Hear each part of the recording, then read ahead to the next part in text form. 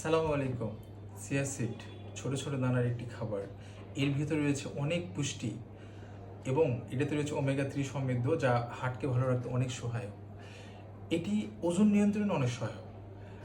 যাদের খাবার অল্প ধরেন খাবার প্রয়োজন হয়, একটুতে খাবার খেতে চায়, এই খাবারটি আপনি যদি গ্রহণ করেন তাহলে দীর্ঘ সময় ধরে আপনাকে খাবার থেকে বিরত রাখবে, তাহলে অবশ্যই এই খাবারটি আপনার জন্য পারফেক্ট হবে, ওজন কমাতে সাহায্য করবে।